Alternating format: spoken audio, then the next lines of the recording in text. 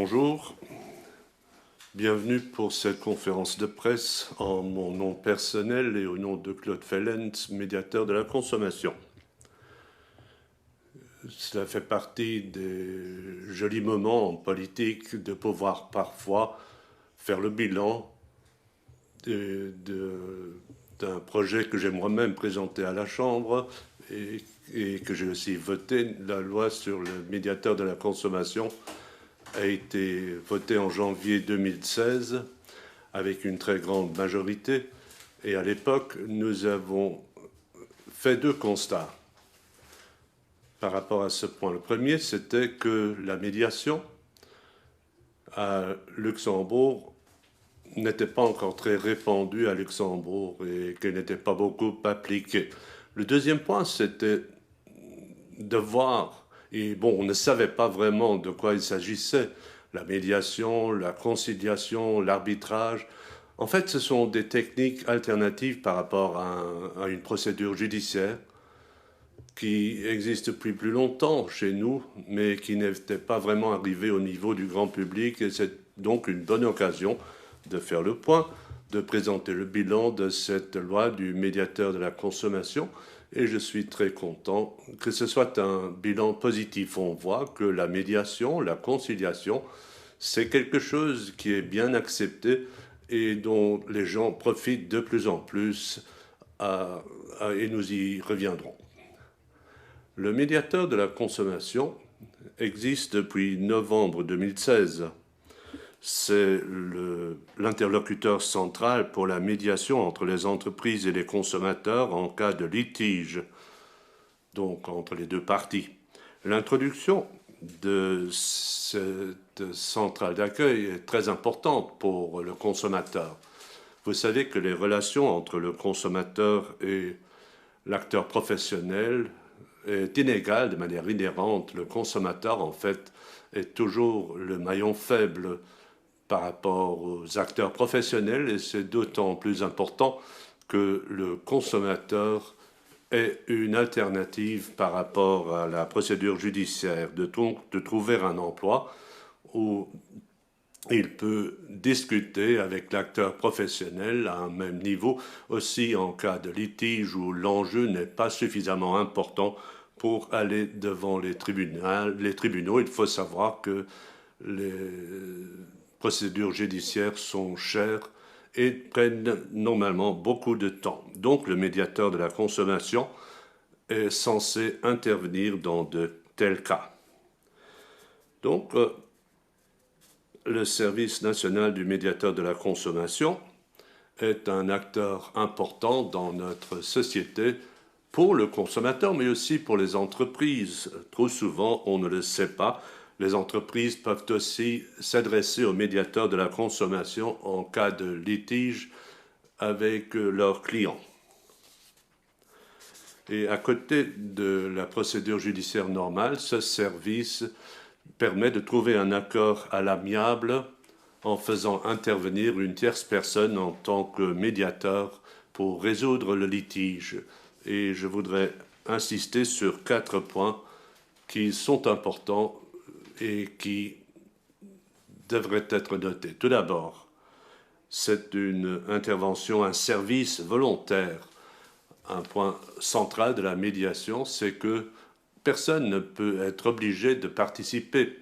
On peut interrompre une telle médiation à tout moment et en cas d'accord, les parties sont libres de l'accepter ou non.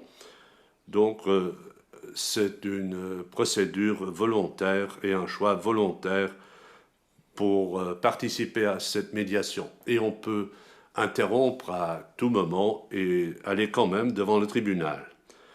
Un autre point, la médiation est gratuite. Le médiateur n'est ni payé par le consommateur ni par l'entreprise. Donc c'est un service public gratuit pour ceux qui veulent en profiter.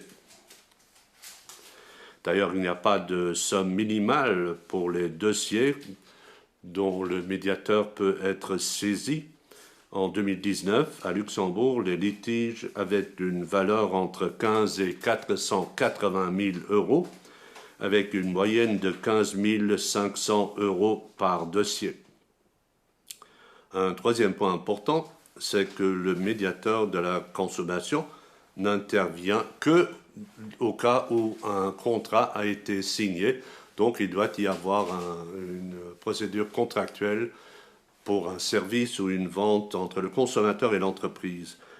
Et les discussions qui se déroulent avant la conclusion d'un contrat ou des responsabilités délictuelles en dehors du contrat sont exclues de la mission du médiateur.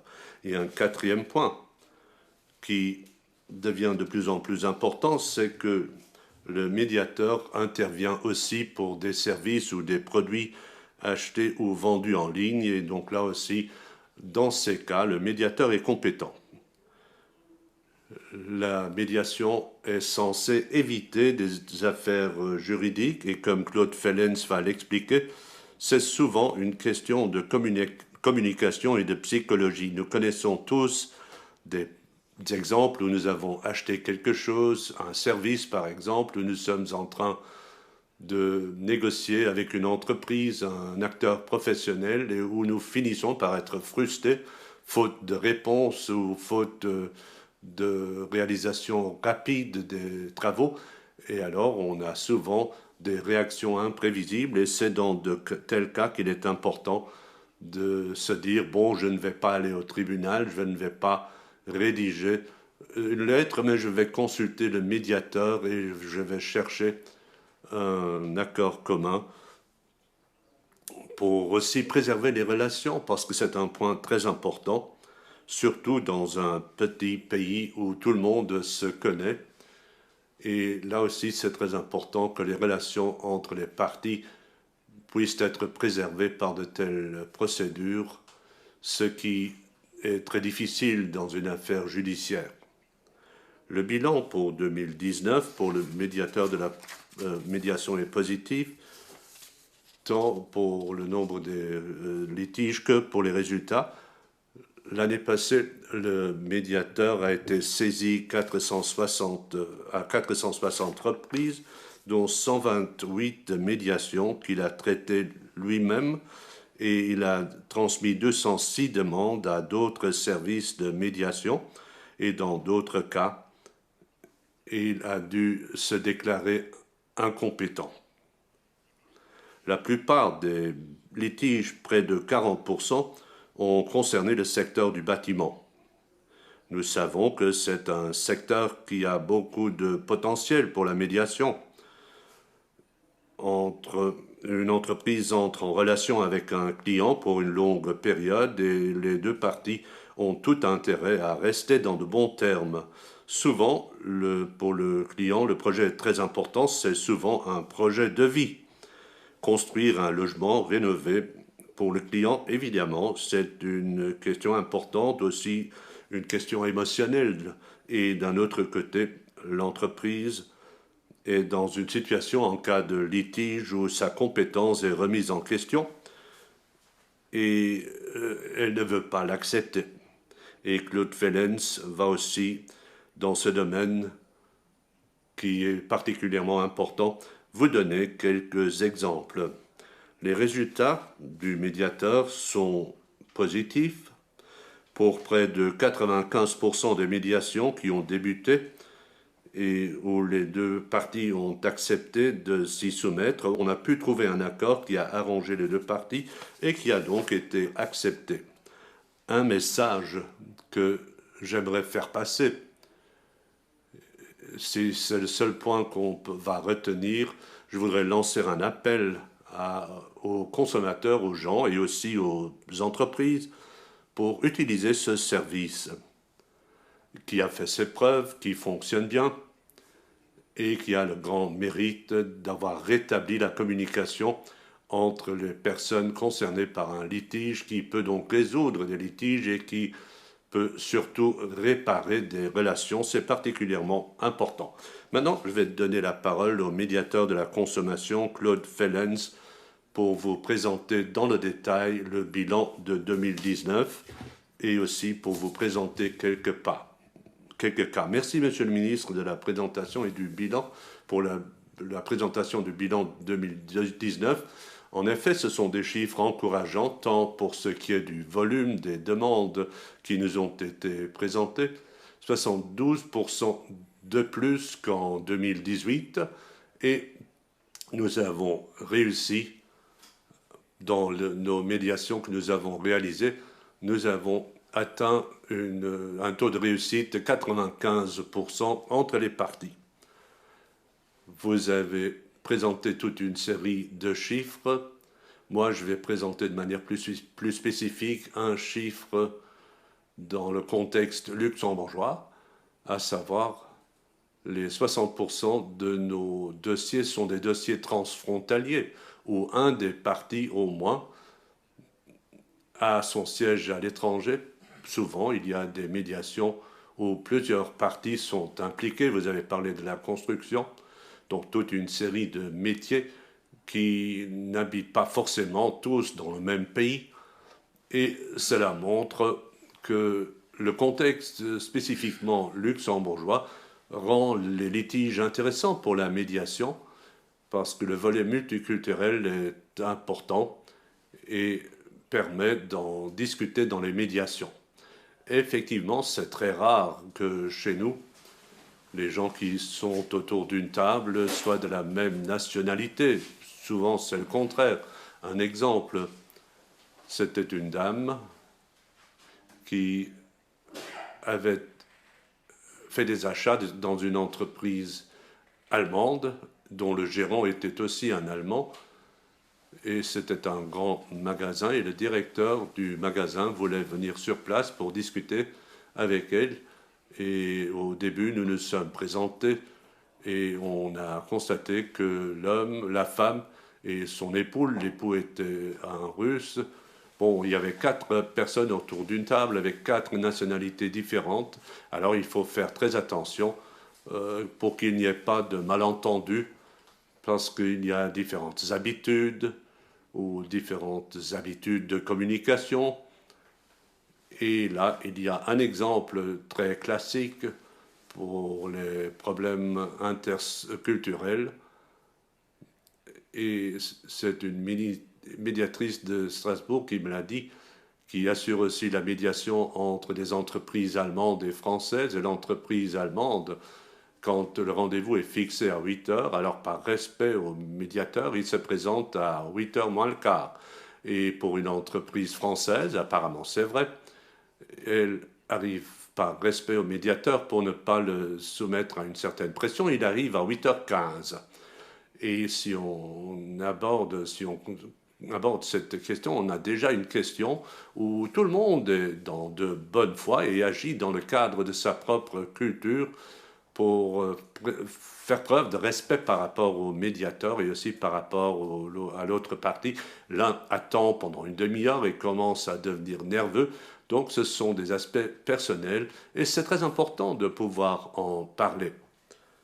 Un autre exemple, c'est une école privée où il était question de prêt et le représentant de l'école privée, c'était une Anglaise, le père était un Espagnol, il y avait 3 personnes autour de la table à Luxembourg, ce qui est formidable d'avoir une société aussi multiculturelle. Et là, évidemment, il y a le nord de l'Europe et le sud de l'Europe, et il faut d'abord voir comment on peut communiquer à ce niveau. Est-ce que c'est poli d'interrompre quelqu'un dans une discussion parce que cela montre qu'on a du respect et qu'on s'intéresse à ce qu'il dit. Dans d'autres cultures, ce n'est pas une habitude d'interrompre et c'est plutôt, on insiste plutôt sur l'écoute. Et donc, parfois, on se trompe dans son attitude. Et il faut avoir une approche offensive par rapport à tout cela pour comprendre et pour se calmer soi-même et pour ne pas se sentir traité de manière irrespectueuse. Mais il y a aussi des chiffres qui, effectivement, se sont développés au cours des 3 dernières années où nous avons constaté qu'il y a encore des marges. Vous l'avez déjà dit, Monsieur le Ministre, cela concerne donc le taux de participation pour savoir si les partis qui ne nous ont pas saisis sont prêts à participer à la médiation. Donc ce taux s'élève à 60%, il y a encore des marges. Et pour cela, je vous remercie, Monsieur le ministre, d'avoir lancé un appel, surtout aux entreprises, de profiter de cette chance pour se mettre autour d'une table avec le client pour résoudre le problème rencontré dans la relation.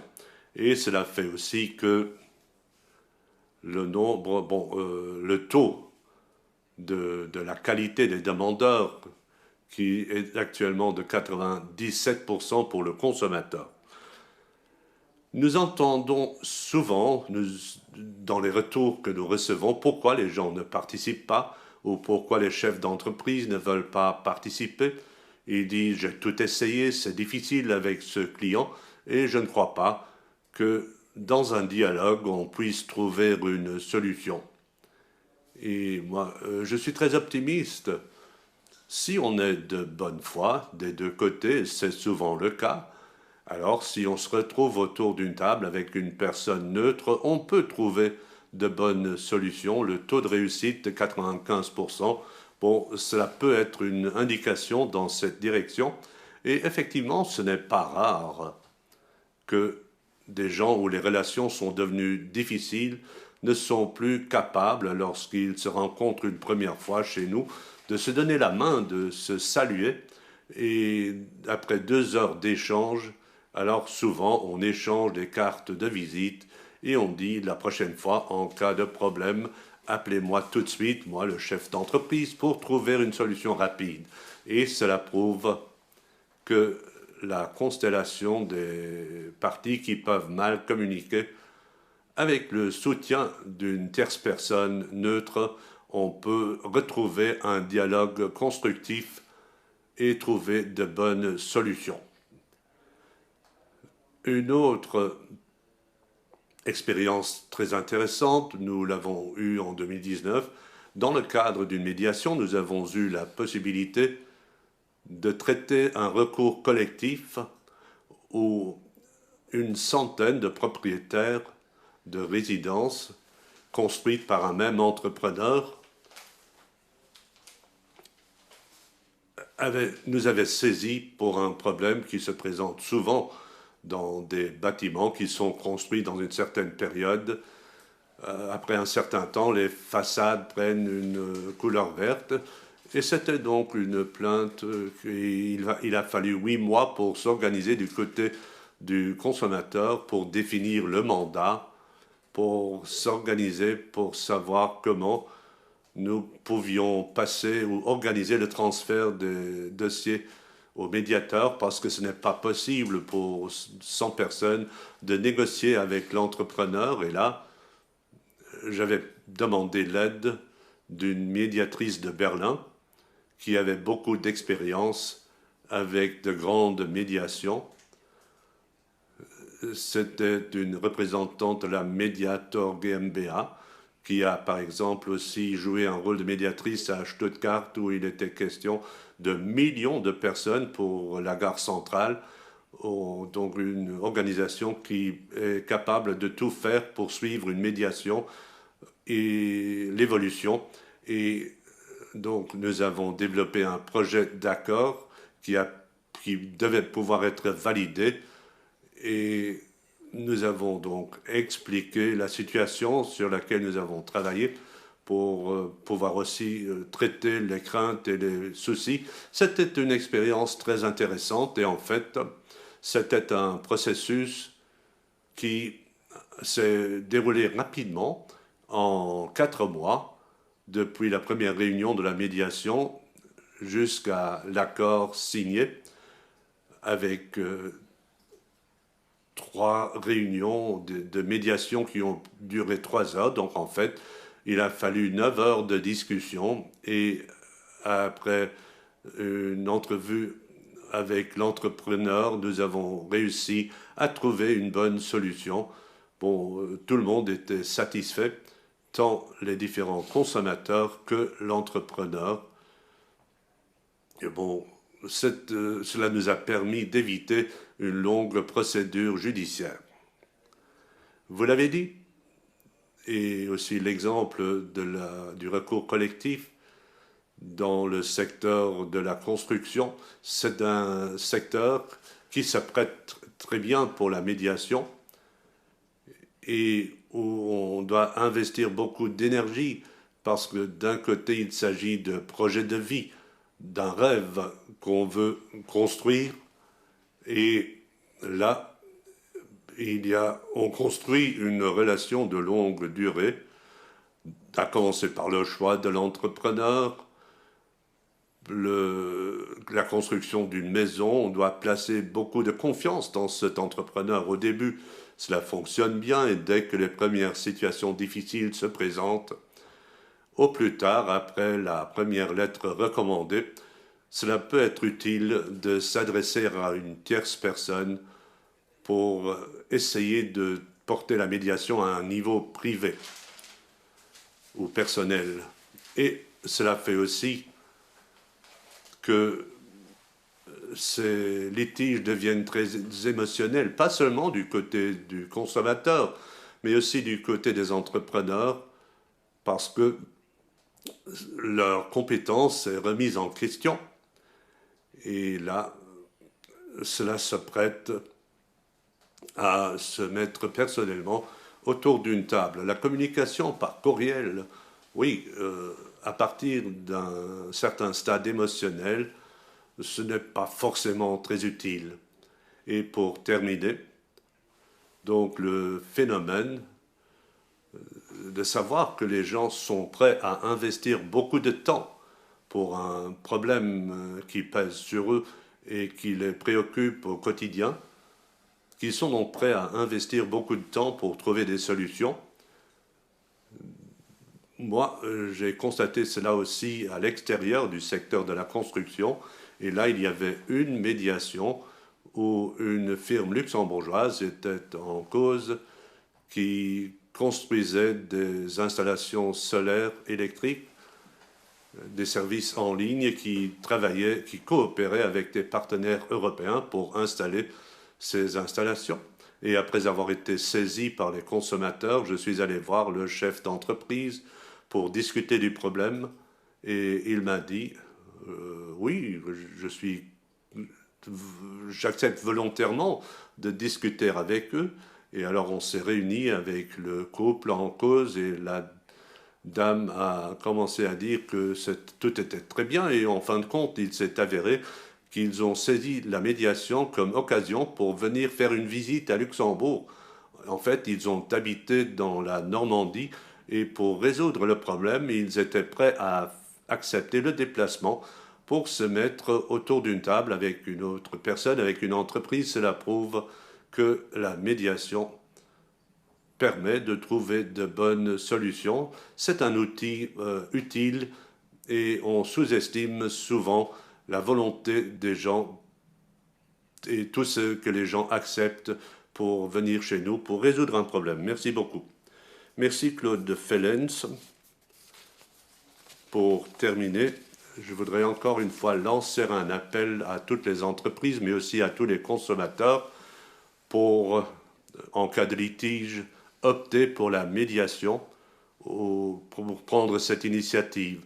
L'entreprise et le consommateur ne peuvent que gagner. C'est une procédure qui est confidentielle, contrairement à une procédure judiciaire qui est publique. Le commerçant ne perd pas son client, la réputation est sauvée, la relation aussi. Bon, c'est volontaire, on peut arrêter la procédure à tout moment. Si on ne l'accepte plus, c'est gratuit et on obtient un résultat rapide. La moyenne des médiations en 2019 a duré 41 jours. Après 41 jours, les litiges étaient clôturés. Si on va devant le tribunal, ça prend beaucoup plus de temps. Dans le rapport du médiateur, il y a aussi une série de recommandations. On doit tirer des enseignements, des expériences des 3 années écoulées et on peut aussi améliorer cette loi. Et je voudrais que les recommandations que Claude Fellens a présentées dans son rapport soient analysées de manière positive et éventuellement de les intégrer dans un projet de loi. D'un côté, il est question de l'homologation d'un accord de médiation.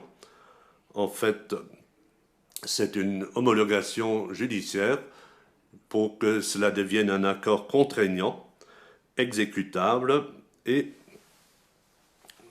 un autre point extrêmement important, les entreprises qui agissent en tant que consommateurs, si une entreprise industrielle achète une machine à café ou une photocopieuse, elle peut aussi introduire un appel devant le médiateur à la consommation dans un tel cas. Pour terminer, je voulais remercier Claude Fellens. Merci de son travail de médiateur, mais aussi du soutien qu'il nous a donné dans le cadre de la gestion du Covid-19. Il était très actif avec notre hotline où entre le 16 mars et le 29 mai, nous avons à tout moment eu des collaborateurs pour travailler sur les dossiers économiques, pour conseiller les gens, aussi en rapport avec le pacte de stabilité. Et pour répondre aux craintes et aux soucis, il y a des entreprises qui ont manifesté de tels soucis. Et dans cette situation, Claude Fellens était en mesure d'accompagner notre personnel aussi dans des situations délicates où les gens étaient stressés, où ils avaient peur et où le médiateur était vraiment utile dans de telles situations pour débloquer la situation. Donc là aussi, un très grand merci. Voilà, je vous remercie de votre intérêt. S'il y a encore des questions, nous sommes à votre disposition.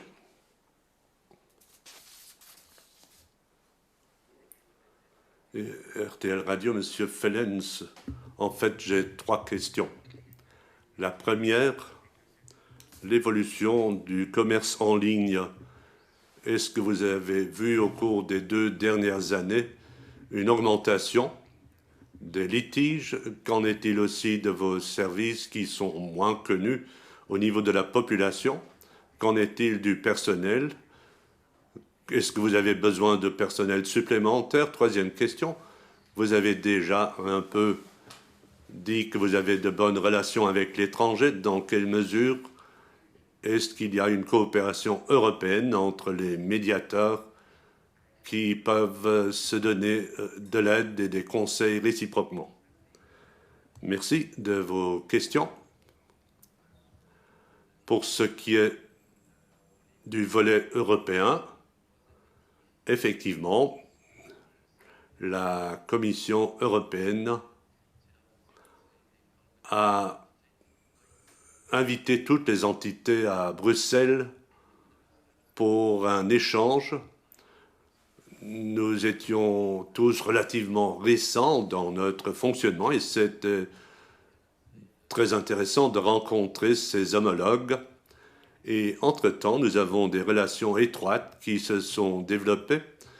Comme vous le savez, à Luxembourg, le service est compétent lorsqu'il n'y a pas d'interlocuteurs spécialisés et pour organiser le système comme la Belgique ou l'Autriche ou aussi l'Allemagne. Et j'ai eu des échanges avec mes homologues de ces 3 pays. Nous avons des contacts très étroits. Nous nous voyons 2 fois par an pour un échange, pour voir aussi comment nous pouvons améliorer nos services pour apprendre les uns des autres. Nous n'avons pas tous fait le même choix. Effectivement, moi, j'ai fait le choix de miser sur la médiation et à l'étranger. Pour l'instant, on mise encore plus sur la conciliation pour proposer des solutions avec un dossier juridiquement analysé pour proposer une solution. Alors, il est libre aux gens de l'accepter ou non. Et de ces discussions découlent souvent de nombreuses bonnes idées. On voit comment la manière par laquelle on a l'habitude de travailler, on voit que parfois La médiation en Autriche, par exemple, est davantage impliquée, en Allemagne aussi, et ils sont en train d'utiliser davantage cet outil. Et parallèlement, moi aussi, je suis en train de changer mon fusil d'épaule pour que les partis ne misent pas forcément sur la médiation. Ce n'est pas toujours ce dont ils ont besoin. Et la conciliation, c'est aussi un moyen qu'on peut utiliser de manière renforcée, notamment pour ce que vous avez cité en premier, le commerce en ligne. Et pour répondre de manière très concrète à votre question, nous ne voyons pas d'explosion des litiges en cas de commerce en ligne. Cela pour différentes raisons, notamment ce commerce où on pourrait s'y attendre parce que la centrale européenne d'un grand acteur se trouve à Luxembourg et ils sont organisés de manière très professionnelle et il faut passer par de nombreuses étapes avant que ces relations soient détériorées de manière aussi massive pour qu'une tierce personne doive intervenir. Donc ce n'est pas cette plateforme en ligne, mais une autre qui, très tôt déjà, a organisé des outils très performants pour que l'acheteur et le vendeur puissent entrer en relation en ligne où, tout d'abord, ils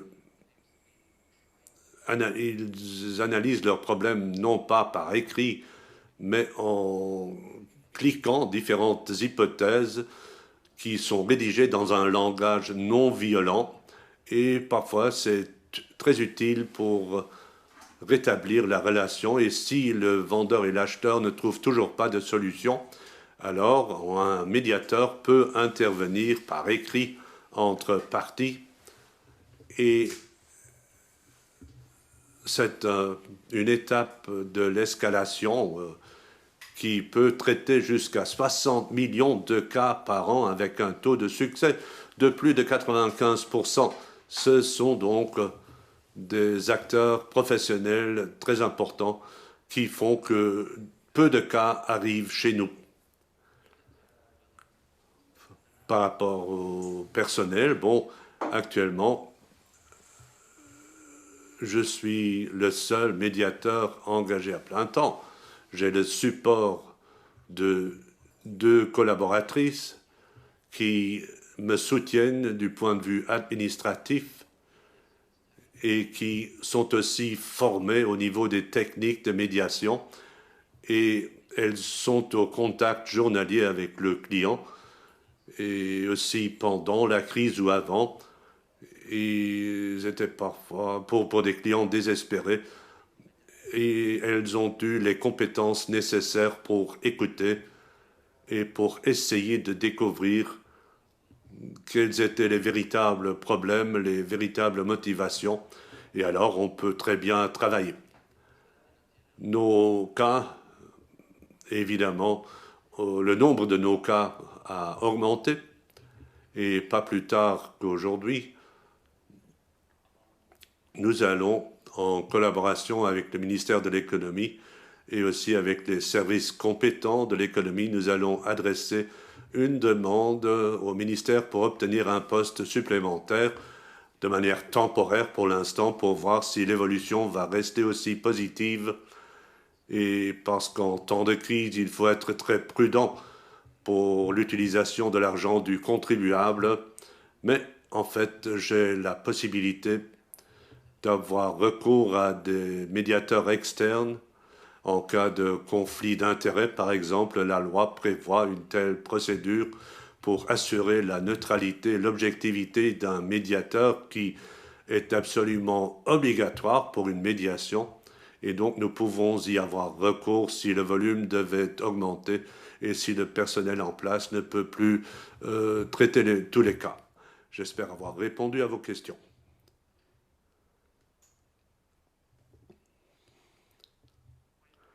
Bonjour, Frédéric Lambert de l'Essentiel. Au premier semestre, Voilà, les derniers mois ont été compliqués aussi par rapport à 2020. Est-ce que la demande a explosé ou alors, voilà, vu le manque d'activité économique, c'était plus lent? Voilà, quel bilan du premier trimestre et peut-être de celui qui a suivi avec la crise du coronavirus? Merci. Merci.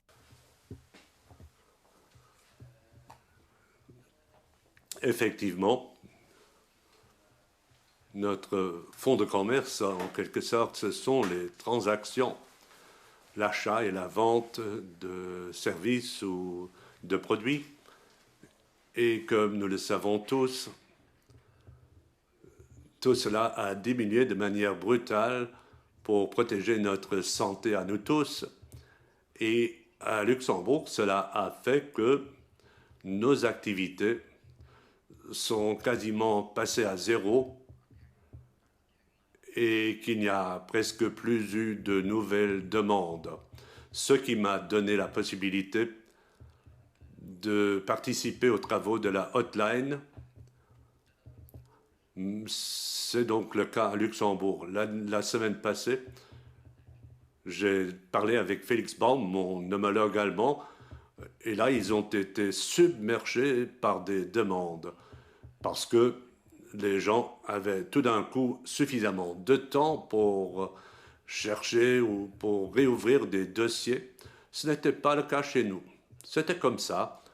Et maintenant, depuis 2 semaines, en raison des activités, nous avons de nouveau le même nombre. Je n'ai pas de statistiques et mes collaboratrices reviennent aussi de la cellule logistique de la santé ou du congé pour raison familiale. Donc, je n'ai pas de statistiques que je pourrais vous présenter.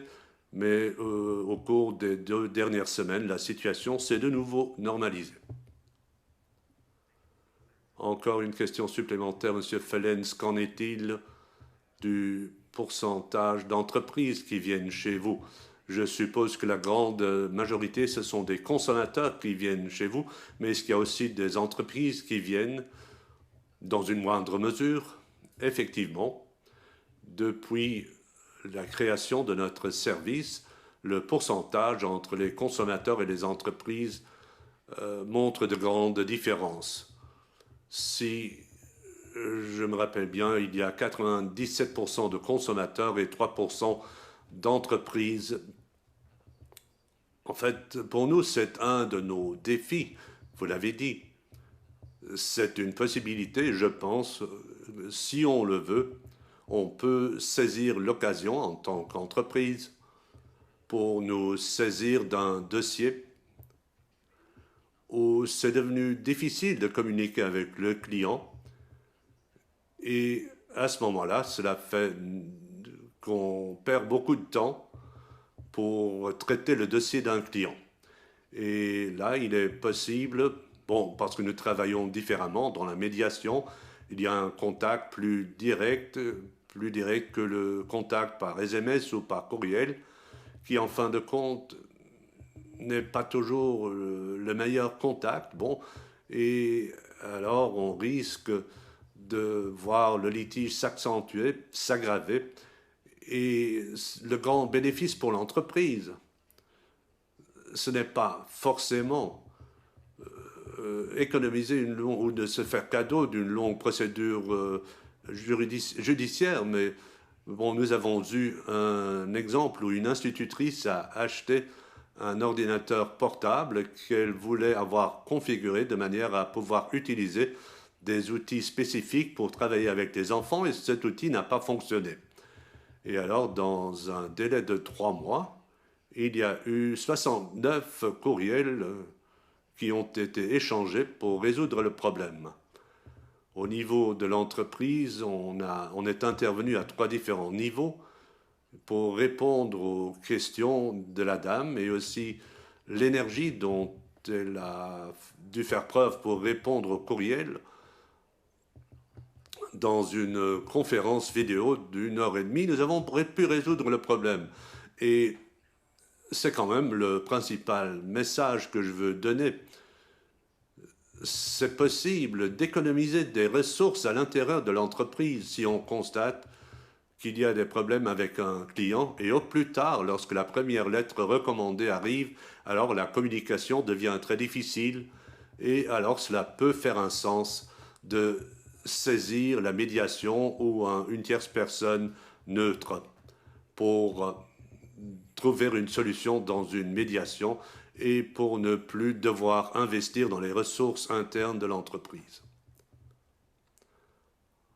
Si vous le permettez, combien de pourcents des cas, dans combien de pourcents des cas, la situation était tellement bloquée qu'il n'y avait plus d'issue et où il a fallu passer devant les tribunaux? Eh bien, nous n'avons pas encore le suivi nécessaire de ces procédures qui n'ont pas mené à un résultat chez nous. Et ce pourcentage de 95% pour le taux de réussite, c'est le pourcentage où on a effectivement pu rétablir le dialogue. Si par exemple je fais la navette, j'appelle les uns et les autres, je téléphone aux uns et aux autres pour trouver une solution, et puis on a aussi pu travailler avec des conférences téléphoniques que nous avons organisées ou des vidéoconférences dans le cas où la distance ne permettait pas de se réunir autour d'une table. Et dans les 5% où nous n'avons pas trouvé de solution, nous n'avons pas fait de suivi pour connaître l'issue du problème. Je connais 2 cas où après 3 semaines, j'ai reçu un courriel pour me dire qu'on avait de nouveau téléphoné pour trouver une solution.